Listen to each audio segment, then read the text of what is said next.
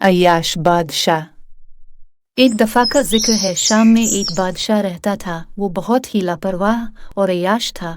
बस को अपनी रियाया से कोई सरोकार न था। वो सिर्फ अपनी अय्याशियों में मगन रहता था।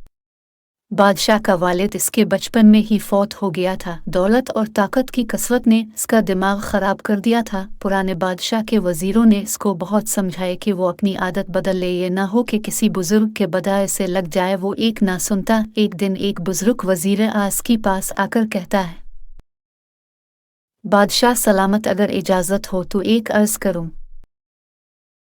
बादशाह, आप मेरे वालिद के वज़ीर रहे, कहीं आपको जो भी कहना है।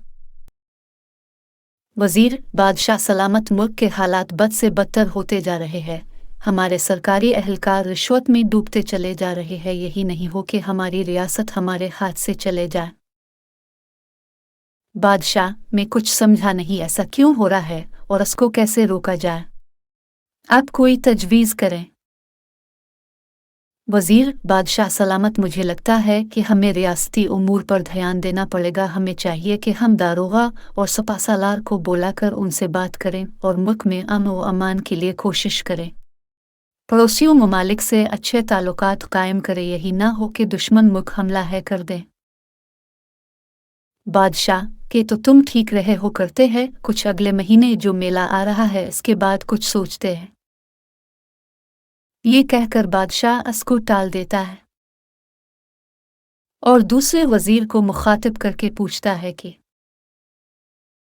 हाशिम वज़ीर, मैंने अपने सोने और हीरो की तरह वाले करते लाने को बोला था। हाशिम वज़ीर, जी बादशाह सलामत, आपके हुक्म के तामील हो गई है। अब के लिबास जैसे किसी के भी लिबास ने होंगे। बादशाह ये सुनकर फूले ना समाया।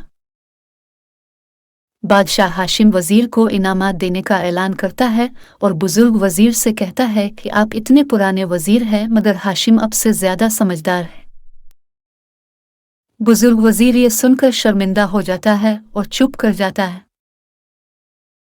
बादशाह की अय्याशी भरती ही जाती है। इसका कपड़ाहे का जुनून रियाया में भी मशहूर हो जाता है। रियासत का हर मशहूर कपड़े का कारीगर इनाम हासिल करने के गरज से बार बार दरबार में मुख्तल अक़साम के कपड़े लेकर हाजिर होता रहता है, जबकि दूसरी तरफ रियाया भूख से मर रही होती है। ये सब देखकर एक दिन दो ठग बादशाह को ठगने का सोचते हैं। इनमें से एक के नाम बंटी होता है और दूसरे का नाम बबली होता है। बंटी, बबली बहुत कर लिए छोटे छोटे फ्रॉड, अब कुछ बड़ा करते हैं और बैठकर ऐश करेंगे। बबली, कह तो तुम ठीक रहे हो, मगर ये कैसे मुमकिन होगा? बंटी, ताजिर तो कोई रहने गया, सब है भूखे मर रहे हैं। मैं तो कहता हो बादशाह को लूटते हैं। तुम पागल हो गए हो या मरने का बहुत शौक है? बादशाह के लोग हमें मार डालेंगे। बंटी, तुम तो हो ही डरपोक, आज तक तुमने मानी है मेरी। बबली, ये हमारी जिंदगी का सवाल है।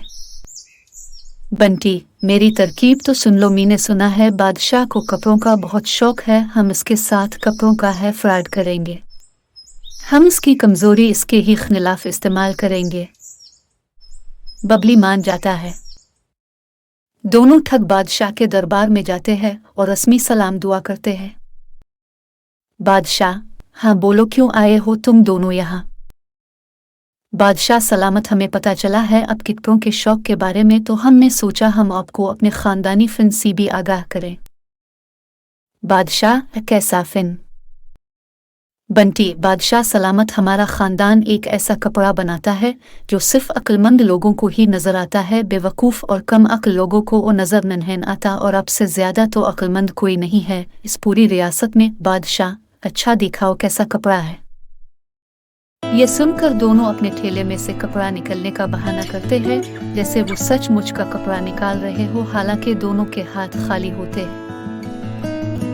बबली, बादशाह सलामत, ये वो कपड़ा है। झूठ में ही सूट दिखाने का बहाना करते हुए बोलता, हुजूर, अब जब ये सूट पहनकर महल से बाहर निकलेंगे, सारी दुनिया इश्क कर उठेगी।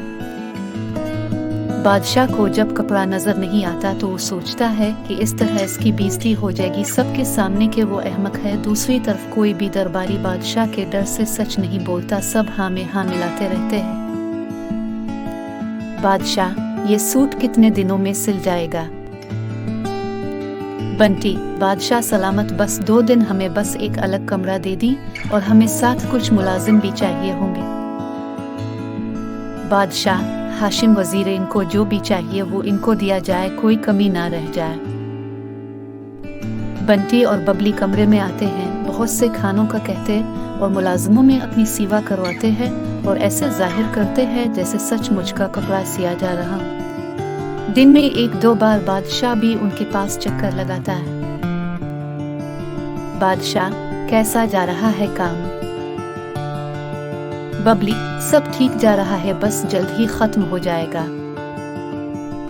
बादशाह, कोई जल्दी नहीं है, तसल्ली से करो, ये ना होकर कोई निक्स रह जाए।